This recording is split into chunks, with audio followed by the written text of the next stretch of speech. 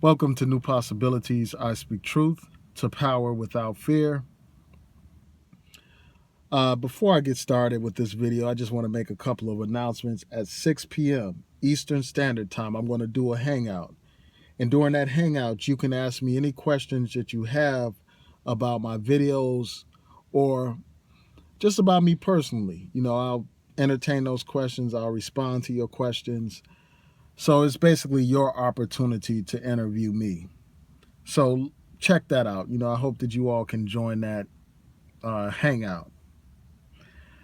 The next thing I want to say is this. Tomorrow I will do my last installment of my Black History Month series, and I will focus on Elijah Muhammad and the Nation of Islam in that series.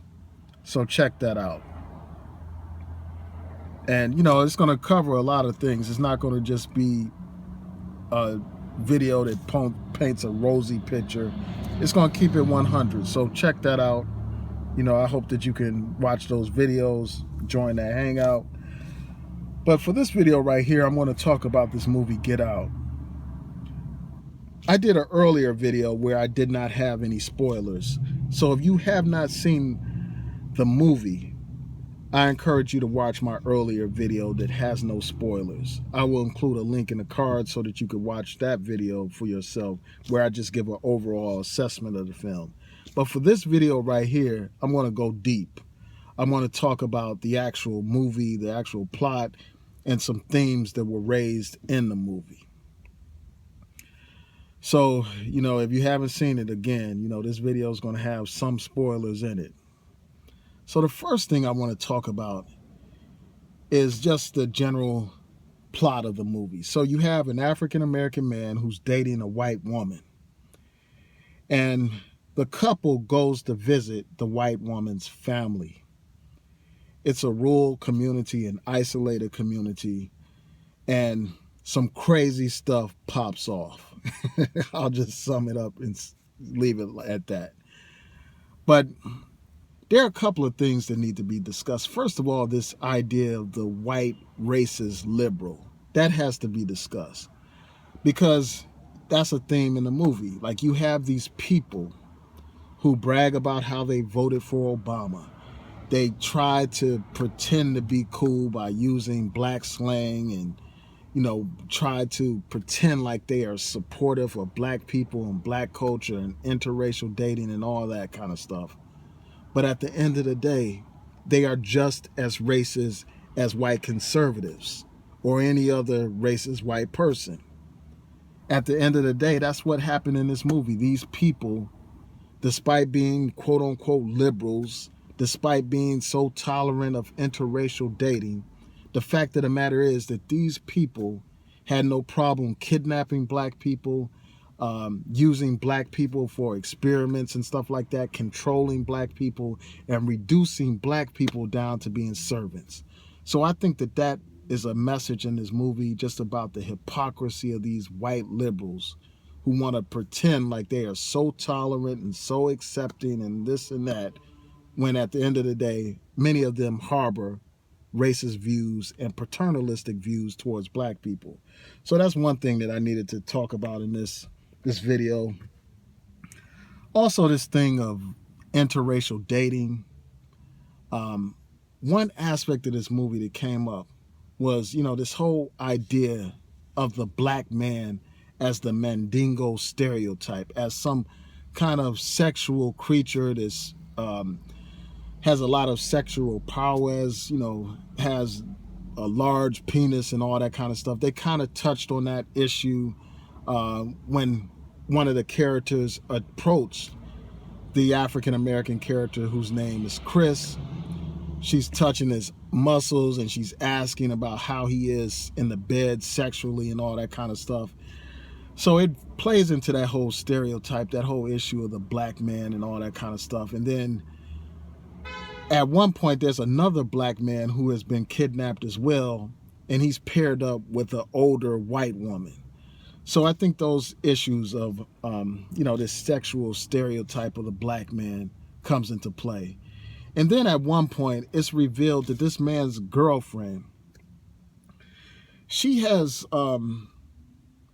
basically lured a whole bunch of black people to come to this town, to her parents' house, to be set up, and I'm not going to go into all the details, but he discovers, Chris, the main character, the African-American character, he discovers this box with all these pictures of this white woman, this white girlfriend of his, with all these other black men.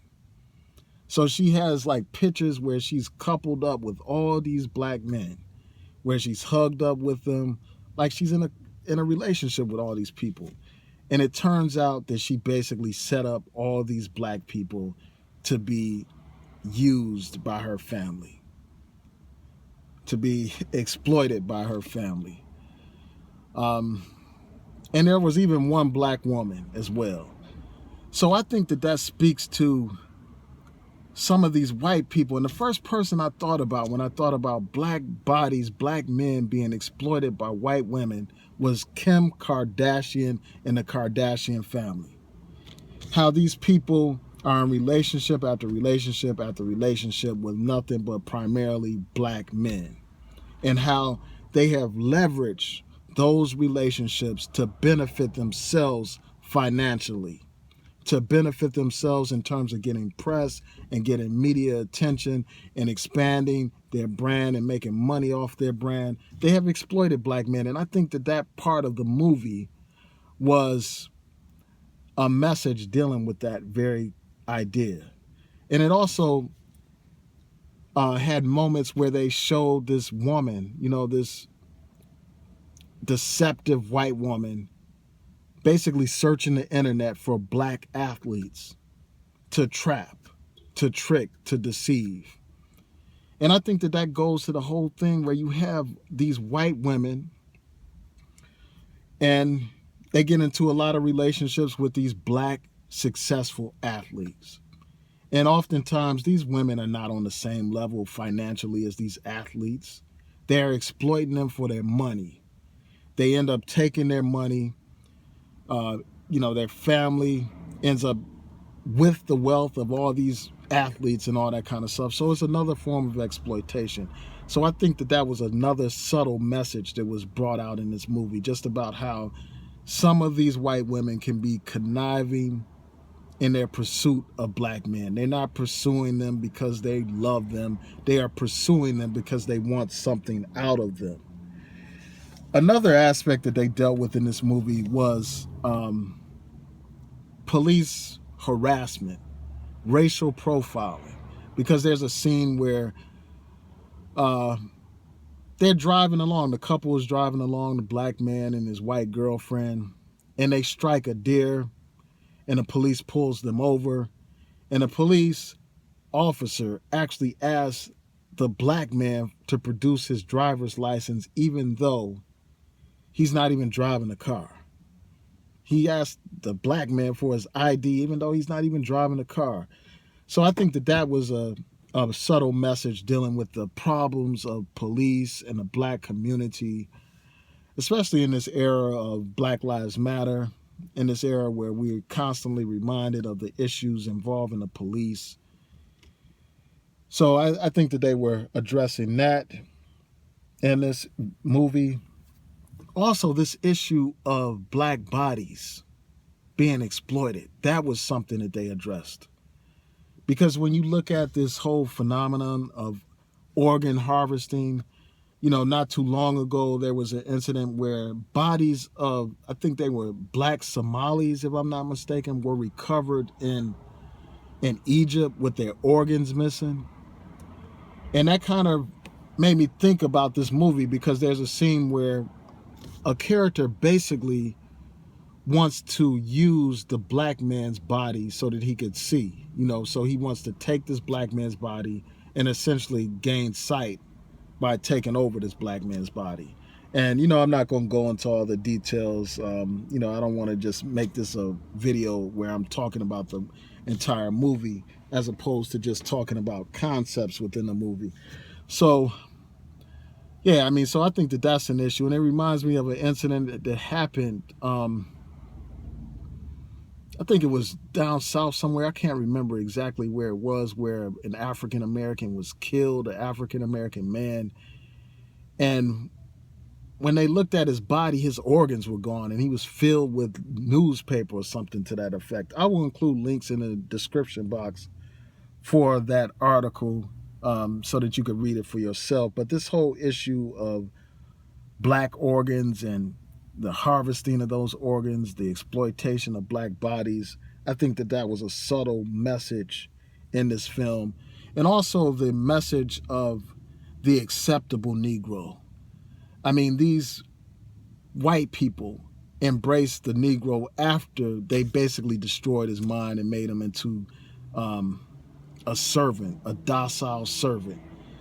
And that was the image that they had in this movie. You know, a lot of the characters, all of the black characters except for Chris, were all docile, subservient black people.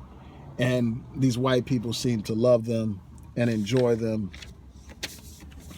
Also, you know, I want to deal with the metaphor. I think that the idea that this white woman's mother was a hypnotist, I think that that speaks to, you know, the whole idea of indoctrination, how black people in particular are seduced and then indoctrinated and essentially brainwashed to be subservient to white people, man.